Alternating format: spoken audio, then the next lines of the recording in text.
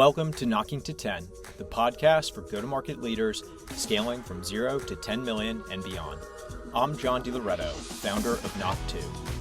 Each week, I sit down with founders, operators, and go-to-market leaders to pull back the curtain on what's fueled their success and the hard-earned lessons they've picked up along the way. New episodes drop weekly. Subscribe to follow along. Welcome back to Knocking to 10, the podcast for go-to-market leaders growing SaaS from 0 to 10 million and beyond. I'm your host, John DiLoretto, founder of Knock2, and I talk to the people building pipeline in revenue from the ground up. Today, we've got Jake Wolpert on, Global Vice President of Agency Sales at Shalion. Jake, it's great to have you here with us today. Thanks, John. Appreciate it. So Jake, for those that don't know you, tell the audience a little bit about how you got to where you're at today and a little bit about your background in sales. Yeah, so I am a builder. I build sales teams, sales process infrastructure, specifically at early stage companies. I'm very proud of the idea of getting into a company, building, helping them scale. I think I'm especially good at the rep from the 0 to 5 million and then kind of the 5 to 10 million as well, although I've gone up to 15. I've been in the Amazon space, e-commerce space as well, and that's really where my success has been. But I'm currently the head of the VP of sales at Shalion. We are a digital shelf and retail media measurement company. Cool. And so yeah, it's good to be on. Okay, awesome. So how many times have you been there in the early days? Call it the 0 to 1 stage. How many times over have you had to do that? 6. Okay. Yeah. And did all 6 of them make it out successfully? I guess it depends on how you define success. I've been at companies that were bootstrapped. Yep. I've been at companies that had raised a ton of money. Yep. I guess, that $1 billion exit Sure. would be how they would define success. So they're not quite there yet. But I'm proud of coming into companies and really chipping away and helping them scale. So if they were at 2 and the goal was to get to 5, we did that successfully. Yeah. Now, I don't know where they're at today, but I'm happy with the performance that I did while I was there. So what makes you keep going back? What do you think it is that motivates you to go and do it all over again? I'm probably a little bit sick. I don't know. I enjoy the chaos. I like the idea of building. I'm not a big company guy. I'm the first to admit that. I don't like to just go in and hear people say this, so we've always done things. But I think what drives me is I want to be directly responsible for the impact of the company. I'm not here just to show up every day. And I'm not saying, any big companies are easy to be at, especially nowadays, you see all these layoffs, but I like to get in and I like to make improvements, see success quickly. And that's really what drives me every day. Cool. Love that. All right, so let's jump into our first section where we talk about a current broken process or methodology. As you know, every time when you're going from 0 to 1, things are inevitably going to break, and each time you scale up a little bit further, processes break, systems break, etc. For all the revenue leaders out there that are listening today, could you tell us a little bit about a time where you were brought in and the process was broken, or you kind of outgrew it? And tell us a little bit about how you sort of identify that there was a break in the process and how you went about kind of fixing and implementing a new system at that stage. Yeah, sure. So I was consulting with early stage companies for a year and a half, and then I ended up joining one full time. And they had a really good product, still do. And part of their sales process was they would get prospects to a trial. Yeah. There's a free trial, but keep in mind there was a lot of time spent from both sides, both the prospect side and the seller side. They also had a technical team. So when I analyzed the process, I thought that the trial close rate was lower than expected. So we looked into it, we inspected it, and we found out that there's really 2 big challenges. One, we were letting too many people into trials that were unqualified, probably wouldn't close. That's problematic because just from a time spent perspective, it's a waste. The second thing is we were allowing people into a trial too early. So today's buyer is more sophisticated than ever. They like to buy on their own terms. They do a lot of research. And I think where sellers maybe get this wrong is they think like, all right, let me be completely hands off and just let them do their thing.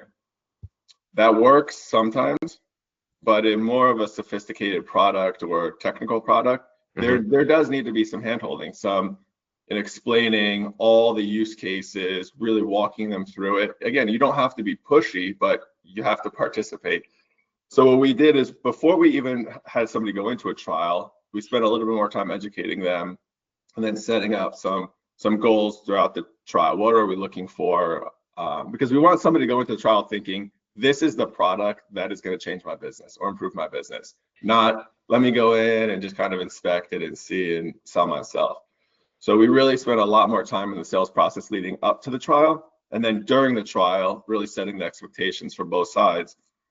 And after that, I think we were in the beginning, we were closing under 50%. And then after, we were closing about 73% of everybody that went into the trial. And funny enough, though, the people who ended up becoming customers, the retention increased as well, because they were really committed and really believed in the product. So there's no buyer's remorse, or maybe less buyer's remorse, but we had set up some like long-term partnerships that way. So paint the picture a little bit for the audience. What type of product was this? What was sort of the ACV on the deals, and who was the buyer? The buyers were brands and agencies, but specifically agencies are kind of the core of the business. And this was a measurement, a data and analytics platform to help basically stitch multiple data sets together on behalf of their brands. Okay. So it's a very sticky product as well, because once you got in, they would eventually scale as these agencies added more clients. Yeah. They would add more data sources. And so it was really important to get that relationship in early. And then as they scaled, you pretty much have a very sticky client.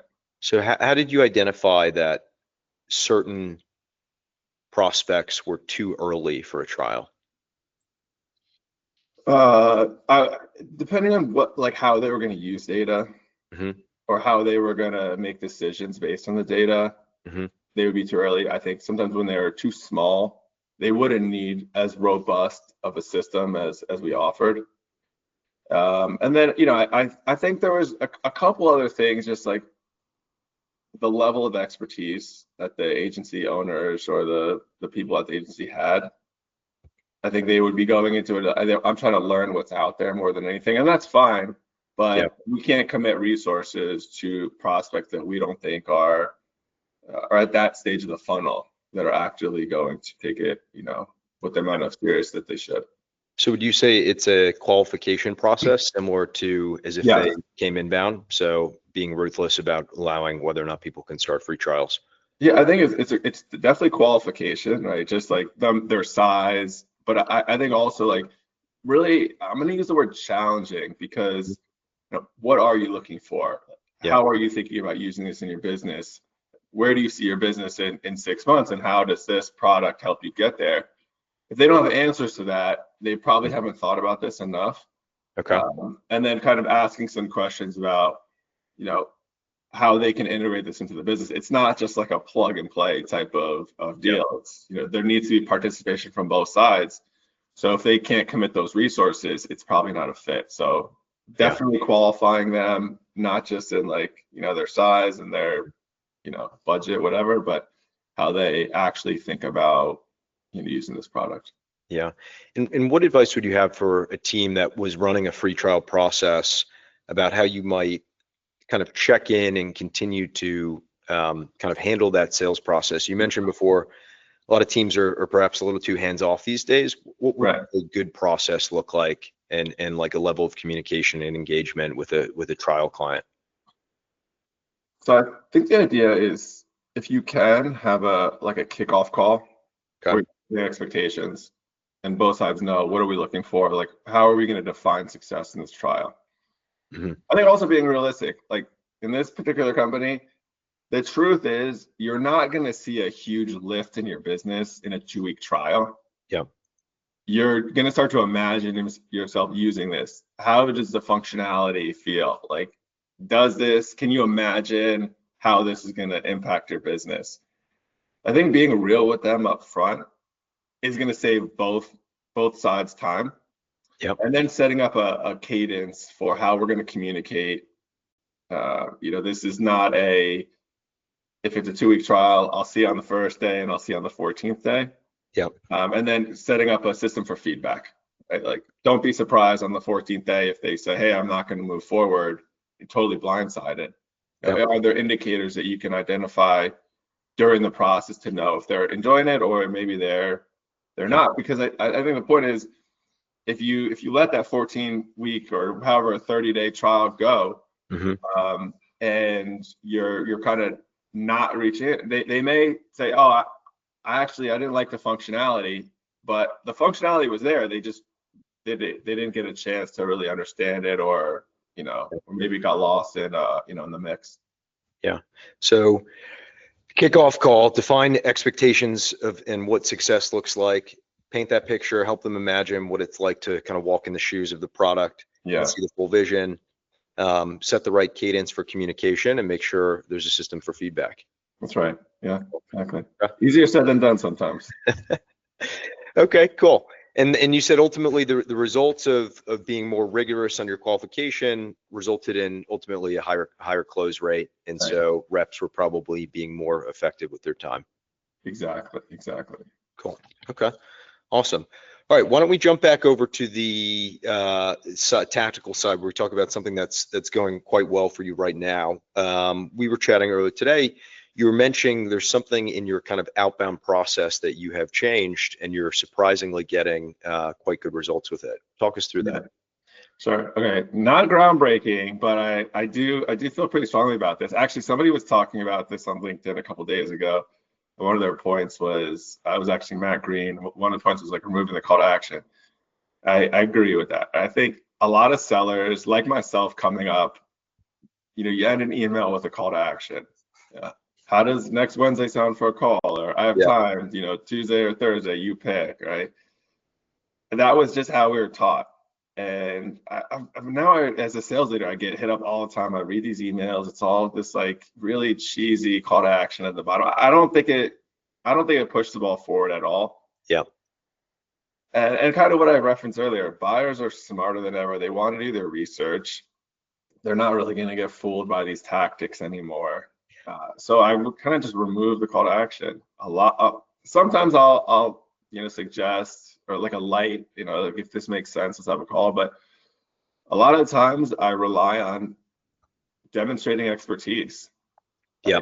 I think buyers buy from people who are smarter than them, who know what it's like to be in their shoes. And if you can use use cases, or you can talk about the industry that they're in, and kind of pique their interest, they will respond. They will. I have a lot of calls, pretty cold prospects, personalized emails, but they're getting back to me. Like, what does the end of an email look like if there's no call to action? Does it just leave you like pondering your life? Like, what does it make you feel like as a prospective buyer when you get an email that does not have a CTA? What is that kind of end of the email experience? I think yeah, they ponder. I mean, best case scenario, they're ponder. I think maybe they reread the email. They may go to your website. They may go to your LinkedIn profile. Sometimes if you send a link to a document that they can check out, category insights reports we use, works pretty well. We're not gating the content either, so they can go check it out on their own. But I think prospects, they'll reread the email a couple times, kind of think about, oh, this is interesting. I do have a more challenging, like punchy tone to my writing, like getting them to, oh, how am I doing this today? Or, oh, this is kind of an interesting take that maybe other companies are working on. Okay, so forcing them to be a bit reflective, to pause, to think, but then you're playing hard to get and running away by not asking them to take a meeting. Right. Yeah. Now they want me. Reverse psychology. No, I'm not suggesting a call. They're like, no, I really want a call. No, I'm not playing games like that. But I found success. It works. Well, I always find it's part of it can be about zigging when others are zagging, or vice versa. And in a sea of, do you have 15 minutes? find a way to stand out. But I'm sure Right. in another 2 years, when it's a sea of Right. hypothetical questions, people will be begging for someone to ask them to take a meeting. Exactly. But That's when the robots will take over anyway, so it'll be all good. my least favorite, I think, like hack in an email is the fake, like my director or my boss or my advisor said to set up a meeting and they're fake CC'd in the email. I hate, That or would never the fool me. the forward ones, like, Yep, hey, I just came across John's profile, reach out to exactly. him. Like, Seems like a great fit. oh my God, I can't stand the like the cheesy sales tactics like that Yeah, drive me crazy. yeah, yeah, exactly. I just don't know. Maybe way back in the day, they would slip by, but I think those ones certainly aren't fooling anybody. Okay, well, great. Well, really interesting thought process there. The kind of the reverse call to action. Leave Sure. people thinking, pondering, wondering why you didn't ask for that meeting to create Right. enough genuine curiosity for them to take the next step themselves. So, Okay. love that. Okay, cool. So, hey, you and I were talking earlier about a really important topic for early stage founders, businesses. Essentially, you and I have both been in these shoes before. It's the concept of your first sales hire and why getting this right is so critical to a business. Talk to me a little bit about the concept of what it means to make your first sales hire and what can go wrong. Yeah. So this is really problematic. I would even say it's an epidemic across early stage companies transitioning from founder-led sales, because number one, a lot of them they don't have a sales background. Okay. It's really hard. It's hard as it is to hire salespeople. Yep. They're good at selling. They're good at selling themselves. I think we get tricked by these flashy resumes, and they have these big company experience, but we're Okay, so hiring you're for an saying it's early hard to stage. hire because you might get fooled by a sales rep that they're much better than they actually are. Exactly. Yeah, that's exactly right. Interesting. And Okay, so that's one of the challenges is not hiring the right people then. right, not Okay. setting expectations. I think just from like simple stuff like comp plans, targets, onboarding process. I think those are very tricky if you've never done that before. Now, the challenge or what can go wrong is you can lose a lot of money and time making the wrong sales hire or making the right sales hire, but not enabling them or empowering them the right way. For bootstrapped companies, devastating. They don't have the cash or runway to make this mistake. And even companies that have raised cash, they Yep. want to grow now. They may have first mover advantage that they want to capitalize on. And so I think the problem is number one, looking for that sales hire and then evaluating them, building an onboarding process to ensure they have success. Very, very tricky for companies. When would you say is the right time, or what are maybe some check boxes that need to be checked before a company is ready to hire their first sales hire? I So think they have to prove that there's actual sales process. That it's not just the deals are not just coming from their network, referrals, warm leads. That they should really kind of understand how they're going to go out and acquire customers. Number one, I think it proves out the process, but two, they'll have a better appreciation of what a salesperson is going to come in and do. yeah, And then I think they can set a target. There's so many times where I've seen people get hired and they say, well, I'm giving you a $2 million quota or $1.5 million quota. It's yeah. not, what is that based on? It's based on that they've had some early success and they're just making up these numbers, or they have a board and the board is giving them numbers. So really kind of understanding how you're capturing customers initially through just a repeatable sales process. Yeah, and if you were, say you were speaking right now to a technical founder, perhaps they raised a seed round, maybe they've made it out to their first, I don't know, maybe even 500K in MRR, something on those lines. They've got a small team. How would you break it down in maybe non-sales terms to say these are some things to look for, or these are what you should achieve before you're ready to go out and hire someone? When you talk about having a sales process, what does that mean for someone who doesn't come from a sales background? I think everything should be documented. I think even part of a sales process, I would have like your ideal customer profiles, Okay. very specifically defined, your personas defined, the messaging, like what are you saying to people to get them to become paying customers, not like, what did you say to your buddy from, Y Combinator who's now Yep. a customer of yours. I think those things, how you're getting people into your funnel and how you're moving them through is the sales process that I would have clearly defined. Okay, so you would have a process that was fully documented, so how the steps and stages of the sales motion. Exactly. You would have a tightly defined ideal customer profile, so your ICP, your buyer persona within that ICP, and then you'd have the right messaging to align to it.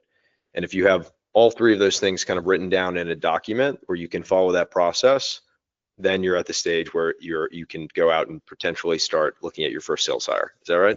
That's part of it, because I think those will go into an onboarding process. Yeah. Okay. Cool. You need to be able to, when you onboard a sales rep, you need to take what's in your brain and pass it on to a new hire. And if it's documented, that's a good start. Yep. Okay. All right. So, and how would you, say anyone just kind of wrote down what they think is their ICP persona, how might you battle test this to really prove, like, how could you gut check to prove that what you put down on paper is an accurate reflection? I would look at their current customers. Yeah. And see what percentage you think of the current customers would need to match that before you're ready to say, okay, you can tell somebody to take a bet on their career on you. A lot. I mean, if you have customers that are not paying, I mean, how many times do we hear like they have customers that are getting free service? Yep.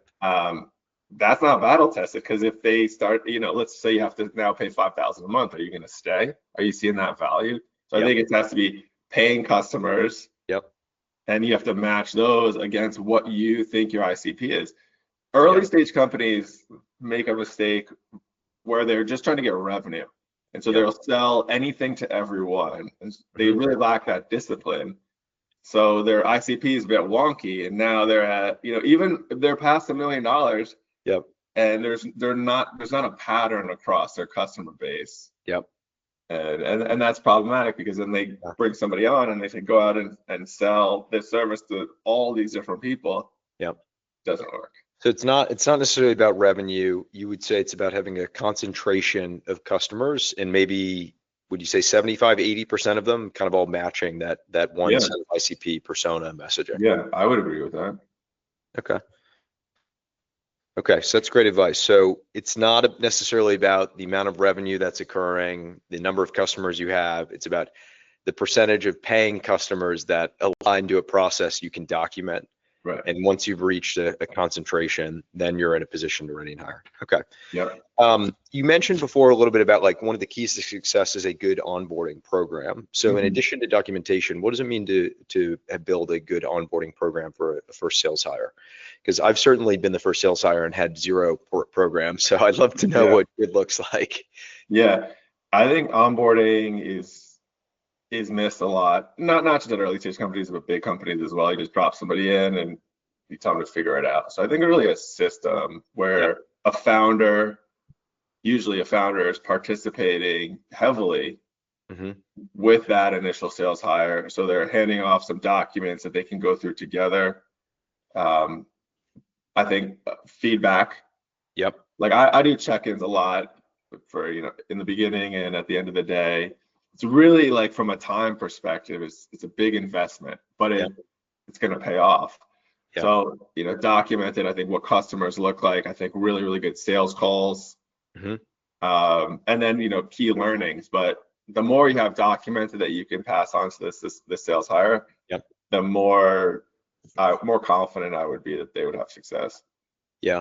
And if you were speaking to a founder right now who is about to make their first sales hire, and maybe in the software industry, what are some traits you might suggest that they look for in that first hire? What are maybe some characteristics that tend to have a better chance of success in kind of a messy 0 to 1 stage? Tenacity, I look for. I disqualify things more than I really. Okay, that's great. What do you typically disqualify with or for? Like big company sellers, I think, are used to having process. They're used to having, a little bit more order. Leads handed to them on a golden platter. Yeah, and again, I'm not saying they can't sell, but You know, they're in an enterprise role, or they're at a, you know, big company, Sure. and they're just used to a certain way. So I don't want that. Yep. I strongly believe in developing talent. Mhm. I think good leaders can develop talent. Of course, you want, you know, top performers, but I put an emphasis on developing them rather than finding them.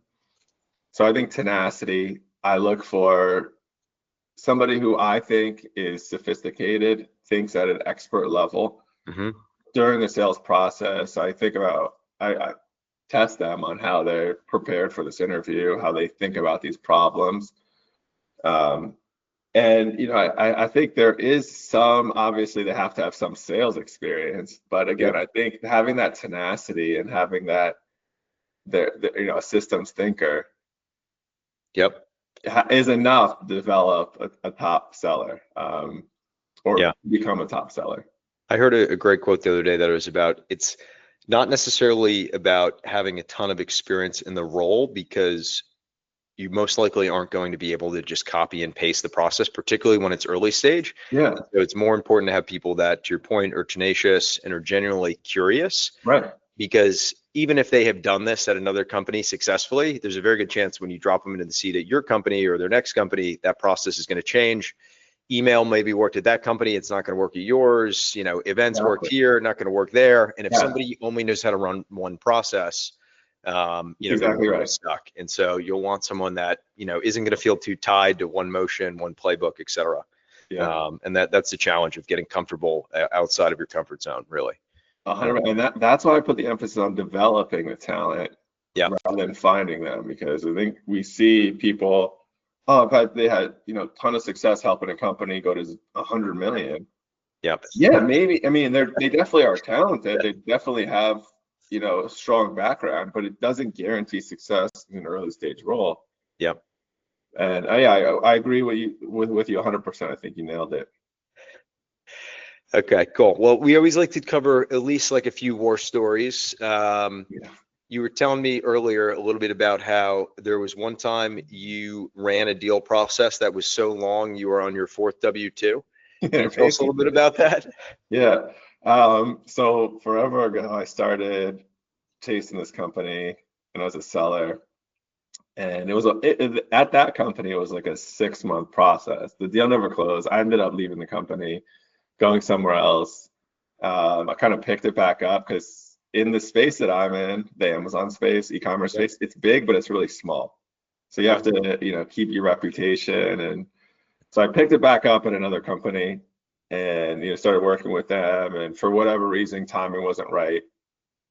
But that was another couple months. Deal died. You know, stayed with that company for a couple of years, and then I went to another company, Hmm. called that prospect again. Yep. So this was like a, you know, 5-year sales cycle, but eventually ended up closing them at my third company. You know, I think more than anything, they kind of Yep. trusted. Yeah. They trusted me at that point, and of course the product was good. Yep. But yeah, it was like that was by far the longest sales cycle. I'm more of like a, you know, a 3 to 6 month guy, not a five-year sales cycle across 3 companies. So how might you frame that? So, you know, if you were giving perhaps advice to a, you know, first time VP of sales, first time sales manager, to how might they think about their relationships and, you know, the importance of not kind of burning leads and Yeah, whatnot, given that, you know, to your point, industries are often a lot smaller in reality. yeah. You know, how might you give some, what would be perhaps a lesson that you might share as some advice? I, this is really hard, but I think nowadays, especially with LinkedIn, people should think of themselves as a brand.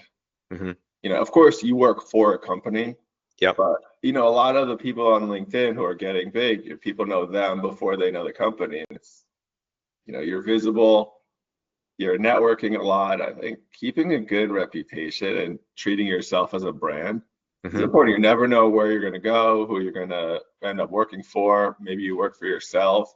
So I think the prospects, even people that you work with, you may, you know, work with again at a different company. So I think treating yourself as a brand Yeah. It's kind of the mindset that I've taken for myself as well. And as I've gone to different companies, I think I've done well because I keep a decent reputation in the space. Okay. At least I hope so. So to play that back, you know, if you, to any kind of up and coming sales leader, you know, new first time VP of sales, remembering that, you know, their reputation is very important and that they'll carry it with them from one company to the next. And they have an opportunity to be a brand, both for their company, for their team, et cetera. And that, you know, that there's an opportunity to really invest in that and kind of reap those rewards in each stage of your career. So I love that.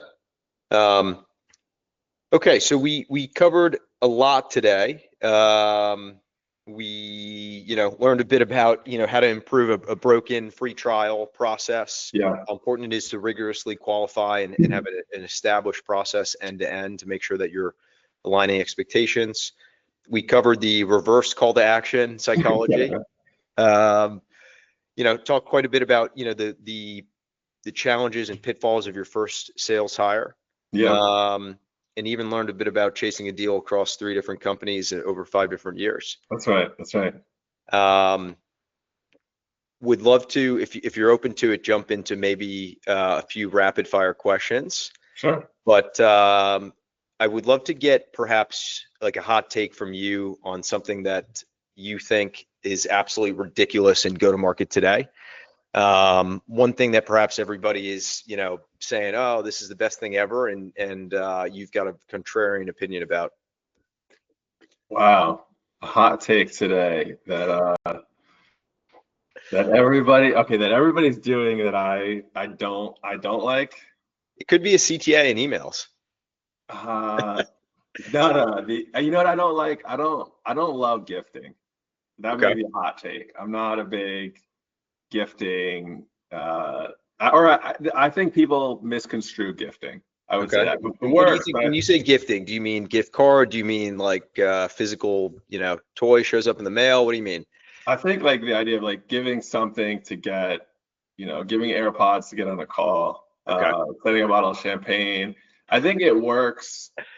I think at the top of the funnel, I am less interested in doing it. I think middle of the funnel, bottom of the funnel, I think that's the way it should be worked. But I get so many emails, you know, hey, can you get on a call with me? I'll send you an Amazon gift card. And I love Amazon gift cards, but I think of my time as, you know, more important than a $100 gift card or $50 gift card. So I think gifting is maybe used incorrectly. I don't know, maybe that's, I don't know, hopefully that doesn't make people mad at me, but. So your point is gifting is great for top of funnel. Don't love it as a way to get somebody to take a meeting. Middle funnel is good, not top of funnel. Okay, cool. What about, what's something that, you know, maybe in your first or second go around as a sales leader, you thought was important, that today you like completely ignore? So what is something that maybe you emphasized a lot of time, effort, and energy on, you know, your first go around, but now is like a, you know, 7-time veteran, you no longer place a lot of emphasis on? The idea of everything has to scale. I think having like fancy systems, softwares in place, sometimes you just got to get by. You just have to win now. You can be scrappy. I think getting distracted with something that's, you know, designed for bigger sales teams, you know, is something I've made a mistake. I've done this a couple of times, unfortunately. I think the idea is like everything has to scale is just not right. And if you want to build something that's like great for 5 years down the road, I think it gets in the way of that kind of tenacious, scrappy mentality where like it's okay not to have, you know, all these beautiful processes. You do want process, right? And I just talked about that a lot in the earlier part of the call. But you don't need a million fancy softwares. You don't need, you know, the most robust CRM built out with all these workflows early on. And if you put too much focus on that, and I think that's what big time sales leaders come in and they try to do, and it kind of paralyzes the growth. And I think you're spot on. And one of those lessons they always talk about in YC is really focused on in the early stages of doing things that don't scale, getting to that point, giving your customers that extra level of attention and time. Right.